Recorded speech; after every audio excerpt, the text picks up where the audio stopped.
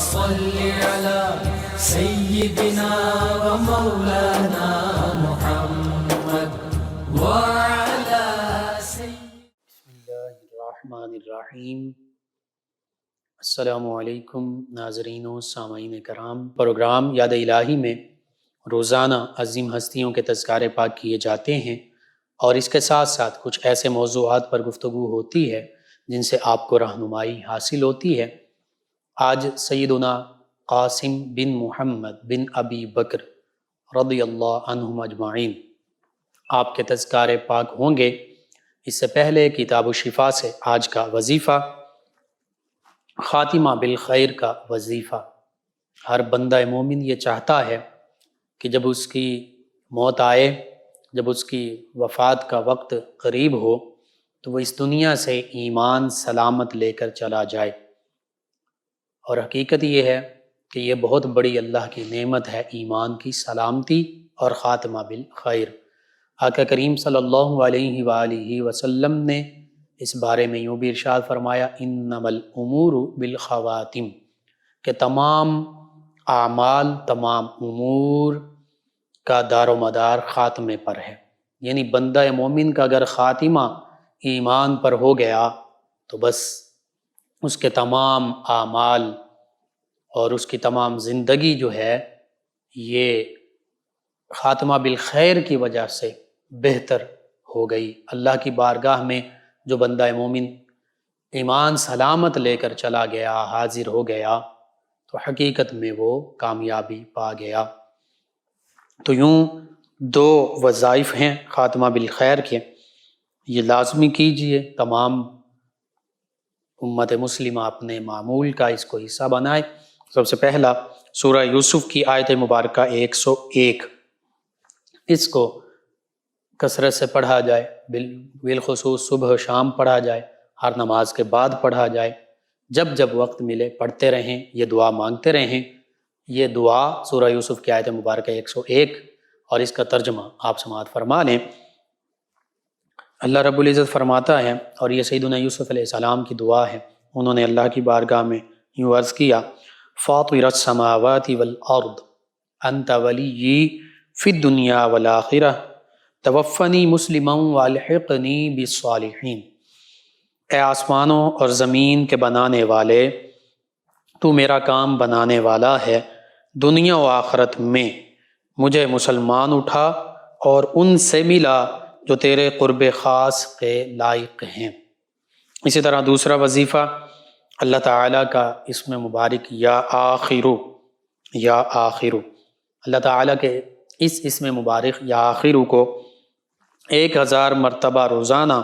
پڑھنے والے کا انشاءاللہ العزیز خاتمہ بالخیر ہوگا۔ تو یہ دو وظائف ہیں بالخصوص، اس کے ساتھ درود پاک کی کثرت بھی کر سکتے ہیں، استغفار کی کثرت بھی کر سکتے ہیں، اللہ کو بھی یاد رکھیں، اللہ کے پیارے حبیب صلی اللہ علیہ وآلہ وسلم کو بھی یاد کریں، انشاءاللہ اللہ تعالی خاتمہ بالخیر فرمائے گا۔ تو یہ آج کا وظیفہ ضرور آپ اپنے معمول کا حصہ بنائیے، اپنے اوراد و وظائف میں شامل کیجئے، اپنے اعزاء قریبا، رشتہ دار، دوست، احباب، پڑوسی، محلے دار، امت مسلمہ تک پہنچائیے۔ میرے آپ کے ہمارے بتانے سے امت مسلمہ میں سے ہمارے کسی بھی مسلمان بہن بھائی، کسی مسلمان فرد کا فائدہ ہوتا ہے، انشاءاللہ یہ ہمارے لیے دین و دنیا آخرت میں بھلائی، فائدے، نجات اور شفا کا باعث ہوگا۔ اللہ سبحانہ و تعالیٰ سے دعا ہے، اللہ تعالیٰ مجھے، آپ کو، ہم سب کو آسانیاں عطا فرمائے، آسانیاں بانٹنے والا بنائے، ہمارا خاتمہ بالخیر فرمائے اور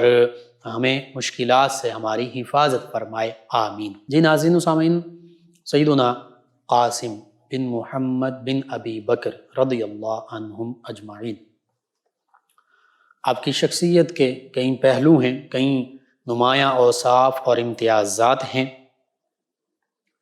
تابعین اعظام علیہم الرضوان میں شامل ہیں۔ اس آپ کے وصف کو دیکھا جائے، اس مقام اور مرتبے کو دیکھا جائے تو بالخصوص اللہ رب العزت نے جہاں قرآن مجید فرقان حمید میں سورۃ التوبہ میں صحابہ کرام علیہم الرضوان اور انصار و مہاجر صحابہ کرام علیہم الرضوان جنہوں نے ایمان لانے میں سبقت اور پہل اختیار کی، ان کے مقام و مرتبے، ان کی عظمت، رفعت اور شان کا تذکرہ فرمایا، ان کے لیے جنت کے وعدوں کا ذکر فرمایا، انہوں نے جو سب سے بڑی کامیابی پائی اس کا ذکر فرمایا، وہیں پر ان کے اتباع کرنے والوں میں سب سے پہلا جو طبقہ شامل ہے یعنی تابعین اعظام علیہم الرضوان، ان کا بھی ذکر فرمایا۔ اگرچہ یہاں پر اتباع کرنے والوں میں صحابہ کرام علیہم الرضوان کی اتباع کرنے والے تا قیامت جتنے بھی لوگ آئیں گے وہ بھی اس اللہ کے وعدے سے بہرور ہو سکتے ہیں اگر وہ بھلائی کے ساتھ، نیکی کے ساتھ، اچھے انداز کے ساتھ، اچھے طریقے کے ساتھ صحابہ کرام علیہم الرضوان کی پیروی کرتے رہیں گے، صحابہ کرام علیہم الرضوان سے محبت اور پھر ان کی اطاعت اور ان کی اتباع میں شامل رہیں گے دل و جاں کے ساتھ، تو پھر وہ بھی اس کے مصداق ٹھہریں گے۔ لیکن سب سے پہلے مصداق اس اتباع کے وہ تابعین اعظام علیہم الرضوان ہیں، اور ان تابعین اعظام علیہم الرضوان کو بھی اللہ رب العزت نے صحابہ کرام علیہم الرضوان کے ساتھ چونکہ ظاہری طور پر بھی معیت اور رفاقت عطا فرمائی، تو کل روز محشر اور پھر جو ابدی زندگی ہے، جو اخروی زندگی ہے، اس میں بھی جنت میں انہیں انہی عظیم ہستیوں کی معیت اور رفاقت عطا فرمائے گا۔ اور صحابہ کرام علیہم الرضوان وہ عظیم ہستیاں ہیں کہ جنہیں آقا کریم صلی اللہ علیہ وآلہ وسلم کی معیت اور رفاقت اس دنیا میں بھی، اس ظاہری زندگی میں بھی حاصل رہی اور اخروی زندگی میں جنت میں حاصل رہے گی۔ یہ بہت بڑا مقام ہے۔ اس مقام میں سیدنا قاسم بن محمد بن ابی بکر رضی اللہ عنہم آپ بھی شامل ہیں۔ اللہ رب العزت نے ارشاد فرمایا 11ویں پارے میں سورۃ التوبہ آیت مبارکہ 100، فرمایا والسابقون الاولون من المہاجرین والانصار والذین اتبعوہم بإحسان رضی اللہ عنہم ورضوا عنہ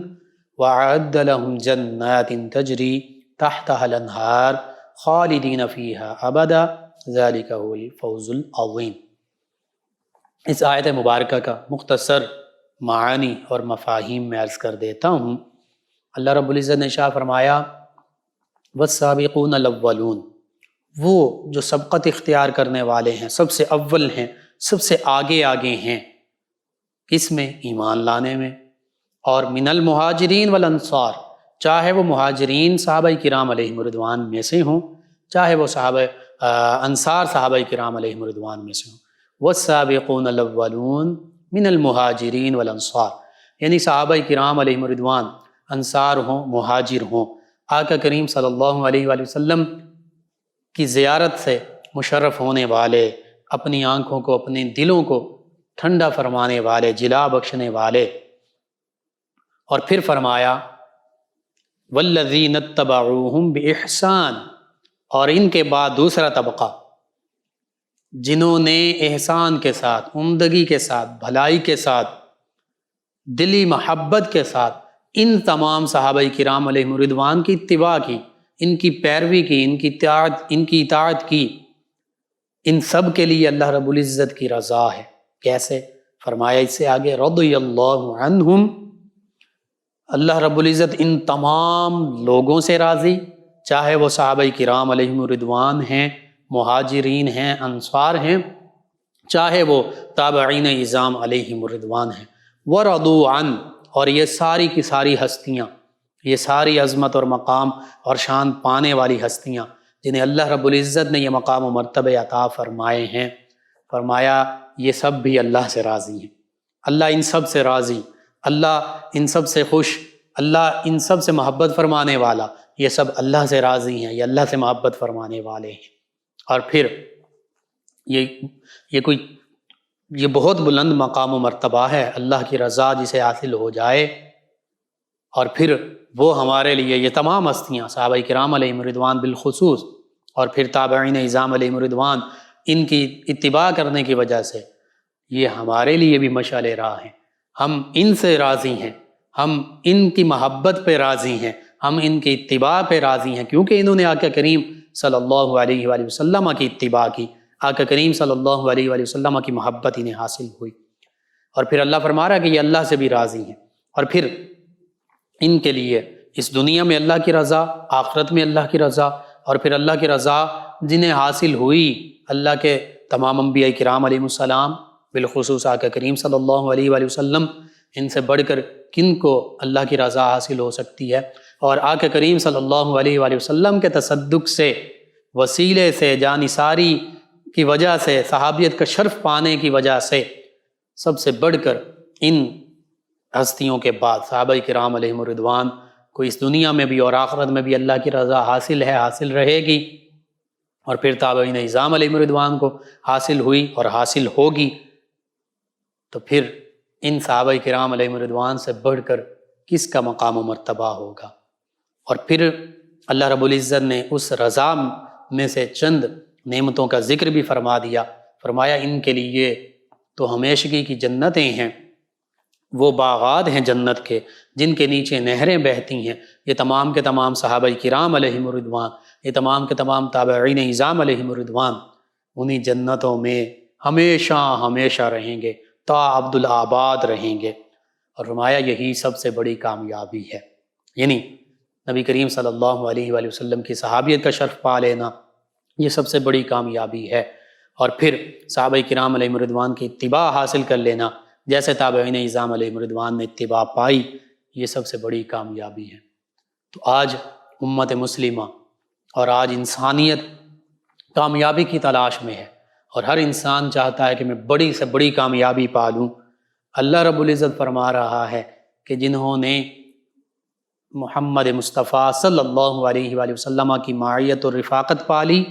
انہوں نے سب سے بڑی کامیابی پالی، اور جنہوں نے ان کی اتباع کی بھلائی کے ساتھ، عمدہ طریقے کے ساتھ، محبت کے ساتھ، یعنی جو صحابہ کرام علیہم الرضوان کے پیروکار بن گئے، چاہے وہ تابعین اعظام علیہم الرضوان تھے، چاہے تبع تابعین اعظام علیہم الرضوان تھے، چاہے آج کے مسلمان ہوں اور چاہے قیامت تک آنے والے تمام مسلمان، اگر یہ دل و جان سے صحابہ کرام علیہم الرضوان کی بھلائی کے ساتھ اتباع کرتے ہیں، پیروی کرتے ہیں، اطاعت کرتے ہیں، ان کے نقش قدم پر چلتے ہیں، ان کی محبت اپنی زندگی کا شعار بنا لیتے ہیں،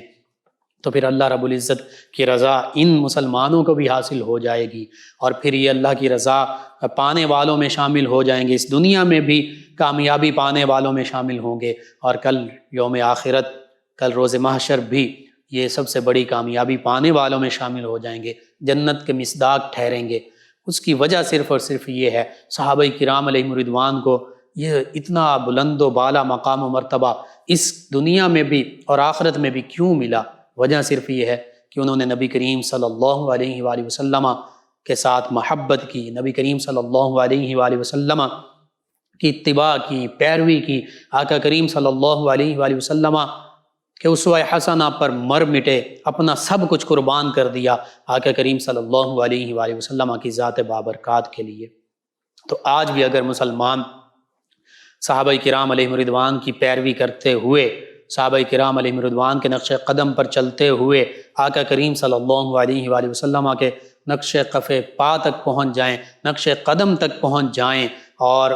آقا کریم صلی اللہ علیہ وآلہ وسلم کی پیروی اسی طرح کرنے کی کوشش کریں جس طرح صحابہ کرام علیہم الرضوان نے پیروی کی تھی، تو یہ بھی اللہ کی رضا پا سکتے ہیں، یہ بھی سب سے بڑی کامیابی اس دنیا میں بھی پا سکتے ہیں، آخرت میں بھی پا سکتے ہیں۔ لیکن ہمارا المیہ یہ ہے کہ ہم نے اپنے کامیابی کے معیار بنا لیے، ہم سمجھتے ہیں کہ صرف روپیہ، پیسہ، مال و دولت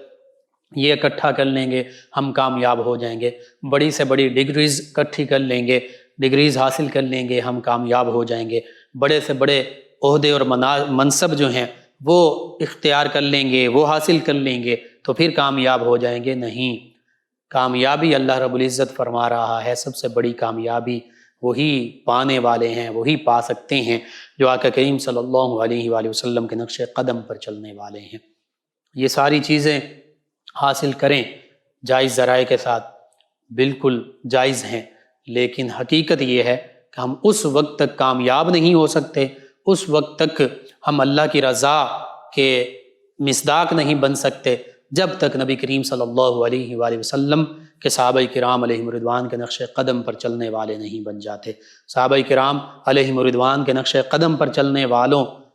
کے قدموں کو پھر کامیابیوں نے چوما، اور پھر انہیں چاہے وہ تابعین اعظام علیہم الرضوان تھے، چاہے وہ تبع تابعین اعظام علیہم الرضوان تھے، چاہے وہ علماء، فقہاء، صلحاء، اولیاء تھے، جن جن ہستیوں نے صحابہ کرام علیہم الرضوان کے نقش قدم کو چوما، کامیابیوں نے ان کے قدموں کو چوما، اور پھر وہ دنیا میں بھی کامیاب ٹھہرے اور روز محشر بھی اللہ کی بارگاہ میں فوز و فلاح پانے والے ہوں گے، اللہ کے اس وعدے کے مصداق ٹھہریں گے، اللہ تعالیٰ کی ان بشارتوں، ان خوشخبریوں کے مصداق ٹھہریں گے۔ انہی ہستیوں میں سے ایک عظیم ہستی ہیں سیدنا قاسم بن محمد بن ابی بکر رضی اللہ عنہم۔ آپ کی ولادت باسعادت 24 ہجری میں مدینہ طیبہ میں ہوئی، اور آپ کے والد گرامی سیدنا ابو بکر صدیق رضی اللہ عنہ کے صاحبزادے ہیں محمد بن ابی بکر رضی اللہ عنہما۔ اور اسی طرح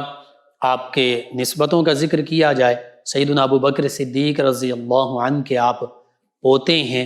اور سیدہ عائشہ صدیقہ رضی اللہ تعالی عنہا ان کے آپ بھتیجے ہیں، یعنی ان کے بھائی کے آپ بیٹے ہیں۔ سیدہ عائشہ صدیقہ رضی اللہ عنہا آپ کی پھوپھی جان ہیں، سیدنا ابو بکر صدیق رضی اللہ عنہ آپ کے نانا جان ہیں۔ یہ اتنا قریبی نسبتیں آپ کو ان دو عظیم ہستیوں کے ساتھ ہیں، اور یہ وہ دو عظیم ہستیاں ہیں، سیدنا ابو بکر صدیق رضی اللہ عنہ پہلے خلیفہ راشد بھی ہیں، آقا کریم صلی اللہ علیہ وآلہ وسلم کے سب سے قریبی ساتھی بھی ہیں، رفیق غار بھی ہیں، خلوت، جلوت، سفر، حضر، ہر موقع پر آقا کریم صلی اللہ علیہ وآلہ وسلم کے سب سے قریب رہنے والی ہستی سیدنا ابو بکر صدیق رضی اللہ عنہ، اور افضل البشر بعد انبیاء کرام علیہم السلام، یعنی تمام انبیاء کرام علیہ السلام کے بعد تمام انسانوں میں سب سے افضل اور سب سے بلند و بالا مقام پانے والی ہستی وہ سیدنا ابو بکر صدیق رضی اللہ عنہ ہیں۔ نبی کریم صلی اللہ علیہ وآلہ وسلم اکثر آپ کا ذکر فرمایا کرتے، اور آپ اکثر نبی کریم صلی اللہ علیہ وآلہ وسلم کے پاس دائیں جانب تشریف فرما ہوا کرتے، حاضر ہوا کرتے۔ آقا کریم صلی اللہ علیہ وآلہ وسلم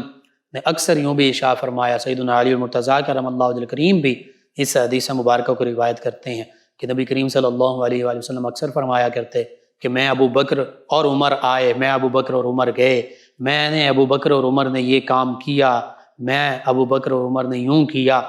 یعنی اور پھر آقا کریم صلی اللہ علیہ وآلہ وسلم نے جب عشرہ مبشرہ صحابہ کرام علیہم الرضوان کا ذکر فرمایا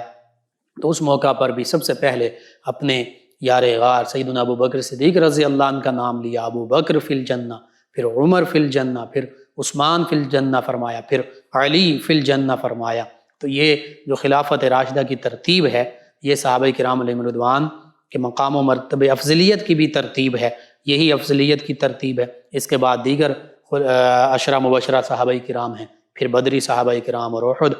میں شامل ہونے والے، غزوہ احد میں شامل ہونے والے صحابہ کرام، پھر بیعت رضوان میں شامل ہونے والے صحابہ کرام علیہم رضوان، پھر فتح مکہ سے پہلے اسلام لانے والے صحابہ کرام علیہم رضوان، پھر فتح مکہ کے بعد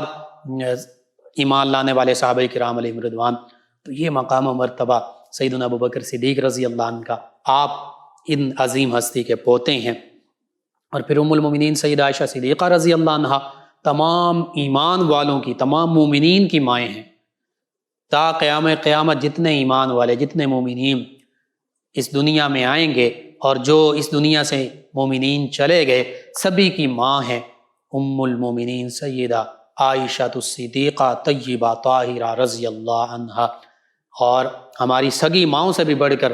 آپ کا مقام و مرتبہ ہے، آپ کی عزت احترام ہے، ہماری ماؤں کی عزتیں بھی ام المومنین سیدہ عائشہ صدیقہ رضی اللہ عنہا کی عظمت، رفعت اور شان پر قربان۔ تو یوں اتنی قریبی نسبتیں اس عظیم خانوادے سے بھی حاصل ہیں۔ اس کے ساتھ ساتھ آپ اہل بیت اطہار علیہم الرضوان کو بھی آپ سے نسبتیں حاصل ہیں، آپ کو اہل بیت کرام علیہم الرضوان سے بھی نسبتیں حاصل ہیں۔ ان میں سے دو نسبتوں کا میں نے ذکر کر دیا، نبی کریم صلی اللہ علیہ وآلہ وسلم کے قرابت داروں میں سیدنا ابو بکر صدیق رضی اللہ عنہ بھی شامل ہیں، اور بالخصوص ام المومنین سیدہ عائشہ صدیقہ رضی اللہ عنہا تو وہ ہستی ہیں امہات المومنین رضی اللہ عنہن میں شامل ہیں، ازواج مطہرات رضی اللہ عنہن میں شامل ہیں، جن کے بارے میں قرآن نے اہل بیت کا ذکر فرمایا، ان کو اہل البیت اللہ نے فرمایا۔ سورہ احزاب میں آیت مبارکہ 33 میں ان کی عظمت، رفعت شان، ان کی طہارت، ان کی پاکیزگی کا ذکر فرمایا۔ اس کے بعد دیگر جو اہل بیت کرام علیہم رضوان ہیں ان کے ساتھ کیسی قریبی نسبتیں حاصل ہیں۔ سیدنا قاسم بن محمد بن ابی بکر رضی اللہ عنہم یہ اور سیدنا امام علی زین العابدین رضی اللہ عنہ یہ آپس میں خالہ زاد بھائی ہیں، یعنی سیدنا قاسم ان کی والدہ اور سیدنا امام علی زین العابدین رضی اللہ عنہما ان کی والدہ، یوں سمجھ لیجئے کہ سیدنا امام حسین رضی اللہ عنہ کی زوجہ محترمہ اور سیدنا قاسم رضی اللہ عنہ کے والد گرامی سیدنا محمد بن ابی بکر رضی اللہ عنہما کی زوجہ محترمہ یہ آپس میں دونوں بہنیں ہیں، یوں ہم زلف بھی ہیں۔ ان کے والد گرامی سیدنا قاسم رضی اللہ عنہ کے والد گرامی اور سیدنا امام حسین رضی اللہ عنہما یہ آپس میں ہم زلف ہیں۔ ان دونوں کی جو ازواج ہیں، ازواج محترمات ہیں، وہ دونوں آپس میں سگی بہنیں ہیں۔ اور غالباً تیسرے جو ہیں وہ سیدنا عبداللہ بن عمر رضی اللہ عنہما وہ بھی ان کے ہم زلف ہیں، یعنی سیدنا ابو بکر صدیق رضی اللہ عنہ کے ایک صاحبزادے سیدنا محمد بن ابی بکر رضی اللہ عنہما، سیدنا عمر رضی اللہ عنہ کے ایک صاحبزادے سیدنا عبداللہ بن عمر رضی اللہ عنہما، اور سیدنا علی المرتضیٰ کرم اللہ وجہ الکریم کے ایک صاحبزادے سیدنا امام حسین رضی اللہ عنہ، یہ تینوں آپس میں ہم زلف ہیں۔ ان کی جو اولاد ہیں وہ آپس میں خالہ زاد بھائی بنتے ہیں۔ تو یہ صحابہ کرام علیہم رضوان، ان کی اولادوں اور اہل بیت کرام علیہم رضوان اور ان کی اولادوں کو آپس میں اتنا قریبی رشتے تھے، اتنے قریبی تعلقات تھے، اتنی قریبی رشتہ داریاں تھیں اور اتنے قریبی محبت کے رشتے تھے، اتنے قریبی تعلقات تھے صحابہ کرام اور اہل بیت کرام علیہم رضوان کے درمیان۔ اسی طرح سیدنا قاسم بن محمد بن ابی بکر رضی اللہ عنہم، ان کو ان کی شہزادی، ان کی صاحبزادی، انہیں بھی اہل بیت کرام علیہم رضوان کے ساتھ نسبت حاصل ہوئی، تو پھر یہ ایک نسبت بھی ان کی اہل بیت کرام علیہم رضوان کے ساتھ، اور اہل بیت کرام علیہم رضوان کو ان کے ساتھ ایک اور نسبت بھی ملی۔ وہ کیا نسبت ہے؟ وہ نسبت یہ ہے کہ سیدنا قاسم رضی اللہ عنہ ان کی صاحبزادی ہیں سیدہ ام فروہ رضی اللہ عنہا، ان کا عقد ہوتا ہے سیدنا امام حسین رضی اللہ عنہ کے پوتے سیدنا امام علی زین العابدین رضی اللہ عنہ کے صاحبزادے سیدنا امام محمد باقر رضی اللہ عنہ کے ساتھ، جو ائمہ اہل بیت اطہار علیہم رضوان میں سے ہیں۔ تو یوں سیدنا ابو بکر صدیق رضی اللہ عنہ کے پوتے کی جو صاحبزادی ہیں، پڑ پوتی ہیں سیدنا قاسم رضی اللہ عنہ ہی کی صاحبزادی، جن کا تذکرہ پاک ہو رہا ہے، ان کی صاحبزادی سیدہ ام فروہ رضی اللہ عنہا یہ اہل خانوادہ اہل بیت اطہار علیہم رضوان کی بہو ہیں، ان کے گھرانے کی عزت اور شان ہے، اور سیدنا امام محمد باقر رضی اللہ عنہ ان کی زوجہ محترمہ ہیں، سیدنا امام جعفر الصادق رضی اللہ عنہ ان کی والدہ ماجدہ ہیں، سیدنا امام موسیٰ کاظم رضی اللہ عنہ ان کی یہ دادی جان ہیں، اور اسی طرح سیدنا امام علی رضا رضی اللہ عنہ ان کی پردادی جان ہیں۔ یوں ہی چلتے جائیے تو ائمہ اہل بیت اطہار علیہم رضوان ان کی ماں بھی ہیں، ان کی دادی بھی ہیں، پردادی بھی ہیں، اور ایسے ہی تا قیام قیامت جو اہل بیت اطہار علیہم رضوان ہیں ان کو ان ہستیوں کے ساتھ، یعنی سیدہ ام فروہ رضی اللہ عنہا ان کے ساتھ یہ قریبی نسبت حاصل ہے۔ تو یہ اسی وجہ سے سیدنا امام جعفر الصادق رضی اللہ عنہ فرمایا کرتے تھے ولدنی ابو بکر مرتین، کہ مجھے تو سیدنا ابو بکر صدیق رضی اللہ عنہ کے ساتھ دوہری نسبتیں حاصل ہیں۔ تو یہ صحابہ کرام علیہم رضوان اور اہل بیت کرام علیہم رضوان ان عظیم ہستیوں کے آپس میں قریبی رشتے تھے، تعلق تھے، محبتیں تھیں۔ آج بعض اوقات ان قریبی رشتے، محبتوں، نعتوں اور تعلق کے حوالے سے غلط فہمیاں پیدا کرنے کی کوششیں کی جاتی ہیں، یہ بالکل غلط ہے، تاریخ کے حوالے سے بھی اور حقیقت بھی، اس حقیقت کے حوالے سے بھی، کہ جو کہا جاتا ہے معاذ اللہ ثم معاذ اللہ کہ اہل بیت کرام علیہم رضوان یا صحابہ کرام علیہم رضوان کے درمیان کہیں کوئی غلط فہمیاں تھیں، کوئی ایسا معاملہ نہیں تھا، یہ پروپیگنڈا ہے۔ تاریخی حقیقت یہ ہے کہ ان عظیم ہستیوں کے آپس میں یوں قریبی رشتے تھے، یوں قریبی تعلقات تھے، یوں محبت کے تعلقات تھے کہ جو کبھی مٹنے والے نہیں تھے۔ اللهم صل على سيدنا ومولانا محمد وعلى آپ سماعت فرما رہے ہیں پروگرام یاد الہی۔ ناظرین و سامعین، حضرت سیدنا قاسم بن محمد بن ابی بکر رضی اللہ تعالیٰ عنہ اجمعین، آپ کی نسبتوں کا ذکر ہوا۔ آپ کی صاحبزادی جو ہیں سیدنا امام جعفر صادق رضی اللہ عنہ کی، وہ والدہ ماجدہ ہیں۔ تو میں نے عرض کیا اسی نسبت سے آپ فرمایا کرتے تھے کہ مجھے تو سیدنا ابوبکر صدیق رضی اللہ عنہ سے 2 مرتبہ ولادت باسعادت کا شرف حاصل ہے۔ اس کی وجہ یہ تھی کہ آپ کی والدہ ماجدہ سیدہ ام فروہ رضی اللہ عنہ، جو سیدنا امام محمد باقر رضی اللہ عنہ کی زوجہ محترمہ ہیں، یہ سیدنا ابوبکر صدیق رضی اللہ عنہ سے دوہری نسبت رکھتی ہیں۔ ایک تو ان کے والد ہیں سیدنا قاسم بن محمد بن ابی بکر رضی اللہ عنہ اجمعین، اور والدہ ان کی ہیں سیدہ اسماء بنت سیدنا عبد الرحمن بن سیدنا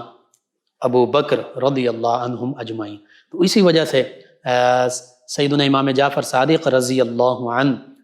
دوہری نسبتوں کا ذکر کر رہے ہیں کہ سیدنا امام جعفر صادق رضی اللہ عنہ کے جو نانا جان ہیں وہ سیدنا قاسم بن محمد بن ابی بکر رضی اللہ عنہ اجمعین ہیں، جن کا آج ہم تذکرہ پاک کر رہے ہیں، اور نانی جان ہیں سیدہ اسماء بنت سیدنا عبد الرحمن بن سیدنا ابو بکر صدیق رضی اللہ عنہ اجمعین۔ تو اس لیے آپ فرماتے ہیں کہ میرے نانا جان بھی اور نانی جان بھی دونوں سیدنا ابو بکر صدیق رضی اللہ عنہ کے پوتے ہیں، تو مجھے سیدنا ابو بکر صدیق رضی اللہ عنہ سے ڈبل میرا ریلیشن ہے، میری دوہری نسبتیں ہیں۔ 2 مرتبہ میری ان سے ولادت باسعادت ہوئی ہے کہ میری نانا جان بھی انہی کے پوتے، میری نانی جان بھی انہی کی پوتی، اور والدہ جو میری ہیں وہ انہی کی پڑ پوتی ہیں۔ یہ نسبتیں آپ کو، اور پھر جب آپ کی ولادت باسعادت ہوتی ہے، مختلف روایات ہیں، سیدنا عثمان ذو النورین رضی اللہ عنہ کا آخری عہد مبارکہ کے آخری دور ہے، عہد خلافت جو ہے سیدنا علی المرتضیٰ کرم اللہ وجہ کریم کے عہد خلافت کا آغاز ہو رہا ہے۔ اپنی پھپھی جان سیدہ عائشہ صدیقہ رضی اللہ عنہ جو مومنوں کی ماں ہیں، ان سے قرآن، حدیث اور فقہ کا علم حاصل کیا۔ سیدنا عبداللہ ابن عباس رضی اللہ عنہما سے حاصل کیا، دیگر سیدنا عبداللہ بن عمر رضی اللہ عنہما ان سے علم حاصل کیا۔ مدینہ طیبہ کے 7 جو فقہا تھے، فقہائے 7 مدینہ طیبہ کے، ان میں آپ کا شمار ہوتا ہے۔ قرآن مجید فرقان حمید کا علم آگے پہنچایا، بالخصوص احادیث مبارکہ آپ نے روایت کی، اور حدیث مبارکہ بڑی احتیاط کے ساتھ روایت کیا کرتے تھے، اور فقہی علوم، شرعی علوم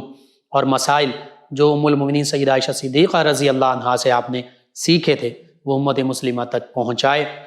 بڑے بڑے امام، تابعی، تبع تابعی، انہوں نے آپ سے قرآن اور بالخصوص حدیث اور فقہ کا علم حاصل کیا، وہ آپ کے شاگردوں میں شامل ہیں۔ اسی طرح آپ کے زہد و تقوی، اس کے بارے میں مختلف سیرت نگار اور تاریخ نگار جو ہیں انہوں نے لکھا کہ آپ اپنے زمانے میں مدینہ طیبہ میں جہاں علم کا بہت بڑا آپ منبع تھے، علم کا بہت بڑے مقام پر فائز تھے، وہیں پر زہد و تقوی کے بھی بہت بلند مقام پر فائز تھے۔ اکثر آپ خاموش رہا کرتے تھے، راتوں کو بھی عبادت کیا کرتے تھے، نوافل پڑھا کرتے تھے، اور قرآن مجید فرقان حمید کی تلاوت کیا کرتے تھے، حتیٰ کہ اسی طرح خاموشی کے ساتھ آپ نے زندگی گزاری۔ سیدنا عمر بن عبدالعزیز رضی اللہ عنہ آپ کے بارے میں فرماتے ہیں کہ حقیقت میں آپ خلافت کے لائق تھے، خلافت کے اہل تھے۔ اگر یعنی خلافت کے بارے میں لوگ اکٹھے ہوتے اور وہ یہ چاہتے کہ مدینہ طیبہ میں کون سی ہستی ایسی موجود ہیں کہ جو خلافت جن کی ذمہ داری ہے اور جو خلافت کی اہلیت رکھتے ہیں، تو وہ سیدنا قاسم بن محمد بن ابی بکر رضی اللہ عنہم اجمعین تھے۔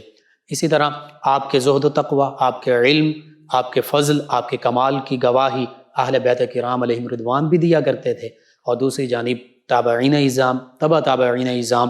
وہ بھی آپ کے زہد و تقوی، آپ کے علم کی گواہی دیا کرتے تھے۔ اور کیوں نہ ہو کہ آپ نے سیدنا ابوبکر صدیق رضی اللہ عنہ کا خانوادے میں سے تھے، اور یہ بھی سیرت نگاروں نے لکھا کہ آپ سیدنا ابوبکر صدیق رضی اللہ عنہ کے ثانی تھے، صدیق مثنیٰ تھے، یعنی دوسرے صدیق اکبر رضی اللہ عنہ تھے، یعنی انہی کے شکل و صورت میں اور سیرت و کردار میں ڈھلے ہوئے تھے، پیکر تھے۔ اور پھر علم ام المومنین سیدہ عائشہ صدیقہ رضی اللہ عنہا سے حاصل کیا، تو یہ کوئی کم درجہ نہیں ہے، یہ بہت بلند و بالا مقام و مرتبہ جو اللہ رب العزت نے آپ کو عطا فرمایا۔ آج ضرورت اس امر کی ہے کہ جہاں ہم نبی کریم صلی اللہ علیہ وآلہ وسلم، صحابہ کرام علیہم رضوان، آپ کے خانوادے کے ساتھ محبت کا دم بھرتے ہیں، تو پھر ان عظیم ہستیوں کہ جنہیں انہی ہستیوں کے ساتھ نسبت بھی حاصل رہی اور آپس میں محبت کے تعلق اور رشتے بھی تھے، ان ہستیوں سے ہم محبت بھی کریں، ان کی تعلیمات، ان کی حیات مبارکہ، اس کو پڑھنے سمجھنے اور اس کے مطابق عمل کرنے کی کوشش کریں، تاکہ ہم بھی انہی کے طرح دین و دنیا آخرت میں بھلائی اور فوز و فلاح، کامیابی پا جائیں۔ اللہ رب العزت سے دعا ہے اللہ تعالی ہمیں ان معروضات پر عمل پیرا ہونے کی توفیق عطا فرمائے اور ان ہستیوں کی پیروی کی توفیق عطا فرمائے، ان کے تصدق سے عالم اسلام کو سربلندی عطا فرمائے، آمین۔ جی ناظرین و سامعین، اس دوران ہمیں جوائن کیا ہے ہمارے لسنرز ہیں، ان میں شامل ڈاکٹر محمد اکرم صاحب، جمیل پارک جھنگ روڈ فیصل آباد سے، کہتے ہیں کہ کاتبان وحی کون کون تھے؟ جب آپ صلی اللہ علیہ وآلہ وسلم پر وحی نازل ہوتی تھی تو آپ صلی اللہ علیہ وآلہ وسلم کس سے لکھواتے تھے؟ اور درختوں کے پتوں کا آپ نے پوچھا کہ کون سے درخت تھے، کیسے لکھواتے تھے؟ جی میں عرض کرتا ہوں، مختلف صحابہ کرام علیہم رضوان کو یہ شرف حاصل رہا ہے، اور ان میں سیدنا زید رضی اللہ عنہ، زید بن ثابت رضی اللہ عنہ بھی شامل ہیں، سیدنا عثمان ذو النورین رضی اللہ عنہ بھی شامل ہیں، سیدنا امیر معاویہ رضی اللہ عنہ بھی شامل ہیں، دیگر صحابہ کرام علیہم رضوان بھی شامل ہیں۔ درختوں کے پتوں پر بھی لکھا جاتا تھا، اور بڑی جو اونٹوں کی اور اس طرح بڑے جانوروں کی ہڈیاں ہوتی تھیں ان پر بھی لکھا جاتا تھا مختلف۔ اور پھر صحابہ ابی ابن کعب رضی اللہ عنہ جو ہیں یہ بھی یاد کیا کرتے تھے، تو کئی صحابہ کرام علیہم رضوان نے قرآن مجید فرقان حمید یاد بھی کیا ہوا تھا اور باقاعدہ لکھا بھی ہوا تھا، اور آقا کریم صلی اللہ علیہ وآلہ وسلم ارشاد بھی فرما دیتے تھے۔ آپ نے ترتیب کا بھی پوچھا کہ یہ آیت مبارکہ جو ہے فلاں جگہ پر آئے گی، فلاں پر آئے گی۔ آقا کریم صلی اللہ علیہ وآلہ وسلم نے جو ترتیب ارشاد فرمائی اسی کے مطابق سیدنا ابوبکر صدیق رضی اللہ عنہ کے عہد مبارکہ میں وہی صحابہ کرام علیہم رضوان، بالخصوص سیدنا زید بن ثابت رضی اللہ عنہ جو کاتبان وحی میں شامل تھے، انہوں نے جیسے آقا کریم صلی اللہ علیہ وآلہ وسلم نے قرآن مجید فرقان حمید کی ترتیب ارشاد فرمائی تھی، اسی ترتیب کے ساتھ پھر ایک جگہ پر قرآن مجید فرقان حمید کو لکھا، اکٹھا کیا، وہ نسخے اکٹھے کیے۔ اس میں دیگر صحابہ کرام علیہ رضوان بھی شامل تھے جو حافظ بھی تھے قرآن مجید فرقان حمید کے، تو یوں قرآن مجید فرقان حمید کو بالکل اسی صورت میں ترتیب دیا گیا جیسے آقا کریم صلی اللہ علیہ وآلہ وسلم سے حاصل کیا تھا، جیسے آقا کریم صلی اللہ علیہ وآلہ وسلم نے ارشاد فرمایا تھا، اور جیسے کبار صحابہ کرام، اکثر صحابہ کرام علیہ رضوان نے اس کو یاد کیا ہوا تھا۔ ان کے علاوہ میں جوائن کیا رانا صابر صاحب ہیں، کہتے ہیں پروگرام بہت اچھا، جی شکریہ آپ کا۔ ہیرا صاحب ہیں فیصل آباد سے، کہتی ہیں بھائی السلام علیکم، آپ کیسے ہیں؟ جی وعلیکم السلام، الحمدللہ۔ کہتی ہیں آپ کا پروگرام بہت اچھا ہے، اور سب کو سلام کہا۔ اخلاق حسین صاحب ہیں 215 چک سے اور فیصل ٹاؤن سے، یہ کہتے ہیں کہ آئی لائک دس پروگرام، جی شکریہ آپ کا بھی۔ مسز رفیق صاحبہ ہیں، کہتی ہیں السلام علیکم، کیا حال ہے بھائی؟ جی وعلیکم السلام، الحمدللہ۔ کہتی ہیں آپ کا پروگرام بہت اچھا ہے۔ انہوں نے پوچھا کہ سمیرہ اور ایان کے معنی بتا دیں۔ سمیرہ کا یہ ایک ملکہ کا نام بھی ہے، اور اس کا لفظی معنی ہے رات کی مسافر، رات کو سفر کرنے والی، اور ایان کا معنی ہے اللہ کی نعمت، اللہ کا تحفہ اور اللہ کا نیک بندہ۔ ان کے علاوہ ہمیں جوائن کیا ہے نور صاحبہ ہیں، کہتی ہیں السلام علیکم بھائی۔ جی وعلیکم السلام۔ کہتی ہیں آپ بہت اچھی باتیں کرتے ہیں، بہت کچھ سیکھنے کو ملتا ہے، اللہ پاک آپ کو اس کا اجر عطا فرمائے۔ جی وعلیکم السلام بھی، اور شکریہ بھی آپ کا کہ آپ ہمیں فیڈ بیک سے آپ نے آگاہ کیا۔ ایک اور لسنر ہیں فیضان علی صاحب، فیصل آباد سے ہی ہیں، کہتے ہیں السلام علیکم بھائی، کیا حال ہے آپ کا؟ جی وعلیکم السلام، الحمدللہ۔ کہتے ہیں بھائی آپ کا پروگرام بہت نائس ہے، اور کہتے ہیں کہ پروگرام سے بہت کچھ سیکھنے کو ملتا ہے۔ جی شکریہ آپ کا، تمام ویورز، تمام لسنرز کا شکریہ۔ 163 ریبے جمرہ سے ہمارے ساتھ ہیں ہمارے ایک لسنر زرغام صاحب، کہتے ہیں السلام علیکم. جی وعلیکم السلام. کہتے ہیں میرا سوال یہ ہے کہ قوالی کی شرعی حیثیت کیا ہے؟ جی میں عرض کرتا ہوں اس حوالے سے مختلف فی ہے، لیکن جمہور علماء کرام کا یہی فتویٰ ہے اس پر کہ مزامیر یعنی آلات کے بغیر جو ہے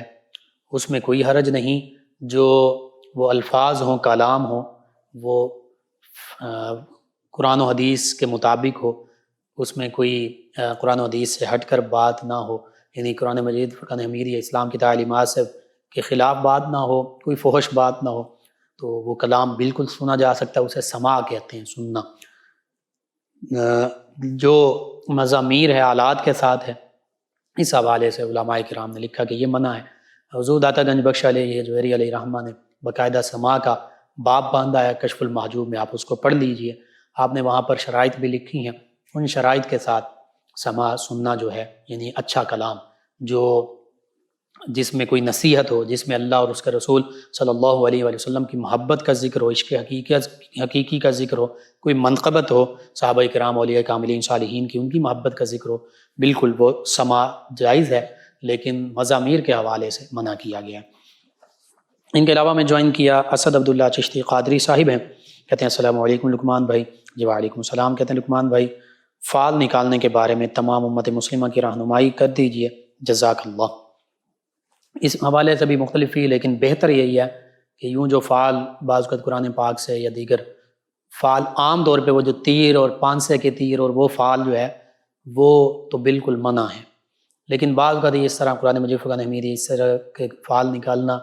کہتے ہیں. اس حوالے سے بھی بہتر یہی ہے کہ فال سے دور رہا جائے. اس پر انشاءاللہ مجھے موقع ملا تو میں تفصیل کے ساتھ کسی پروگرام میں عرض کروں گا، فی الحال اتنا ہی ہے. اسی طرح پوچھتے ہیں نسرین شبیر صاحبہ ہمارے ساتھ فیصل آباد سے، یہ کہتی ہیں کہ قرآنی اوراق دفنانے کا طریقہ بتا دیں. جی بہتر یہ ہے کہ قبرستان کے قریب، قبرستان میں کوئی گڑھا ایک سائڈ پر جہاں پر بید بھی نہ ہو، وہاں پر دبا دیے جائیں، یا قرآن مجید، فرقان حمید کے جو اوراق ہیں ان کو پانی کے میں ڈیزالو کر لیا جائے، حل کر لیا جائے اور دریا میں یا نہر میں بہا دیا جائے، تاکہ وہ پانی کا جزو بن جائے، اور دریا میں ہوگا تو سمندر میں بھی شامل ہو سکتا ہے اور وہاں بھی وہ بے ادبی سے محفوظ رہے گا. یہ دو عام طریقے ہیں. یا دفنانے کے علاوہ جو وہ باکسز ہیں جہاں قرآن مجید، فرقان حمید اور دیگر مقدس اوراق کا ذکر ملتا ہے کہ یہاں ڈال دیں، لکھا ہوتا ہے وہاں ڈال دیں. اللہ تعالیٰ ہمیں بہتر عمل کرنے کی توفیق عطا فرمائے، آمین. وارث صاحب ہیں، انہوں نے کہا بیٹے بہت بیمار ہے اور کافی عرصہ واقع ہے اس کے بیمار ہوئے، کوئی وظیفہ بتا دیں. اور گھر کے ساتھ نان مسلم رہتے ہیں، وہ کہتے ہیں کہ آپ پر کوئی عمل ہوا ہے، ان کی خود طبیعت بھی بہت خراب ہے. وارث صاحب اور ان کے بیٹے کے حوالے سے آپ گھر میں کوشش کیجئے باوضو رہیں، قرآن کریم کی تلاوت کیجئے، بالخصوص سورہ بقرہ روزانہ صبح پڑھیں یا تلاوت سماعت کریں خاموشی کے ساتھ، توجہ کے ساتھ. سورہ رحمان صبح اور شام 3 مرتبہ سنی جائے، توجہ کے ساتھ سبھی سنیں. پانی پر اللہ اللہ اللہ پڑھ کر دم کر کے پانی پی لیں صبح شام. باوضو رہیں، 5 وقت کی نماز پڑھیں، استغفار اور درود پاک کی کثرت کریں، اور خاص طور پر گھر میں ہر قسم کی برکت اور سلامتی کے لیے یا سلام یا سلام یا سلام یہ کثرت سے پڑھیں. کوئی کسی کے بات کوئی کہتا ہے تو ہو بھی سکتا ہے، نہیں بھی ہو سکتا، لیکن اس طرح کسی نان مسلم کے کہنے پر فوراً یہ نہیں کہ جی واقعتاً کچھ ہوا ہے. حقیقت یہ ہے کہ ہم نے خود اپنی بدعمالیوں کی وجہ سے ہم پر وہ اثرات ہوتے ہیں، شیطان کے اثرات ہوتے ہیں. اور جو پاک صاف رہتے ہیں، نماز پڑھتے ہیں، تلاوت کلام پاک کرتے ہیں، ان پر جنات اور جادو کے اثرات نہیں ہوتے، بالکل کم ہوتے ہیں. وہ اللہ پر توکل اور بھروسہ کرتے ہیں. اللہ رب العزت وہ اگر آزمائش کے طور پر ہے بھی تھوڑا سا معاملہ تو اس آزمائش میں سے آسانی سے گزار دیتا ہے اور وہ آزمائش پھر ختم ہو جاتی ہے. لیکن اس کے برعکس جب ان معاملات میں پڑھتے ہیں، مختلف کوئی کالا جادو والے کے پاس جا رہا ہوتا ہے کوئی، اور پھر ایسے بھی لوگ ہوتے ہیں، یہ جادو اور اس طرح کے معاملات یہ تو حرام ہے، وہ مسلمان ہی نہیں رہتا بندہ، تو اس طرح کے لوگوں کے پاس جاتے ہیں ان کے دین کے بھی نہیں ہم دیکھتے کہ دین کا کیسا ہے، اور پھر یہ بھی نہیں دیکھتے کہ وہ کیا عمل کر رہا ہے، جادو کر رہا ہے، تو پھر ہم دیگر مختلف اسلام کی برعکس تعلیمات جو ہیں ان میں بھی پڑ جاتے ہیں۔ ان سے بچنا چاہیے۔ ایک اور ہمارے لسنر ہیں، کہتے ہیں عرفان صاحب ہیں 194 ریبے سے، کہتے ہیں السلام علیکم بھائی۔ جی وعلیکم السلام۔ خالد حسنین خالد جو نعت خوان ہیں، فوت ہو گئے، ان کے لیے دعا کر دیں کہ اللہ تعالیٰ ان کے درجات بلند فرمائے، مغفرت فرمائے، آمین۔ ان کے علاوہ ہمارے ایک اور لسنر کہتے ہیں کہ السلام علیکم بھائی، میرے میاں جو ہیں، شوہر جو ہیں، ان کو کالا یرکان، ان کے لیے کچھ بتا دیں۔ جی میں عرض کرتا ہوں، یرکان کے لیے سورۃ البینہ 30ویں پارے میں ہے، اس کو نماز فجر کے بعد 21 مرتبہ پڑھ کر پانی پر دم کریں، اور مریض اس پانی کو مسلسل پیتا رہے، اور یہی صورت مبارکہ صبح اور شام 3 مرتبہ تلاوت بھی کریں، انشاءاللہ یرکان اور جگر کے تمام امراض سے شفا ملے گی۔ ان کے علاوہ ہمیں جوائن کیا نادیہ صاحبہ، کہتی ہیں السلام علیکم بھائی، کیسے ہیں آپ؟ جی وعلیکم السلام، الحمدللہ۔ کہتی ہیں پروگرام بہت ہی اچھا ہے، اللہ پاک آپ کو ہمیشہ خوش رکھے، اور جو کام آپ کر رہے ہیں اس کا اجر عطا فرمائے، آمین۔ جی اللہ تعالیٰ آپ کو، تمام امت مسلمہ کو دین و دنیا آخرت کی بھلائیاں عطا فرمائے۔ آپ تمام ویورز لسنرز کا شکریہ، آپ ہمیں جوائن کرتے ہیں، اپنے فیڈ بیک سے آگاہ کرتے ہیں۔ ناظرین و سامعین، پروگرام یاد الہی کا وقت ختم ہوا چاہتا ہے، انشاءاللہ کل صبح دوبارہ آپ سے ملاقات ہوگی۔ پروگرام یاد الہی میں اپنے میزبان محمد لقمان رضا اور ہماری ٹیم کو اجازت دیجیے۔ اللہ نگہبان۔ اللهم صل على سيدنا ومولانا محمد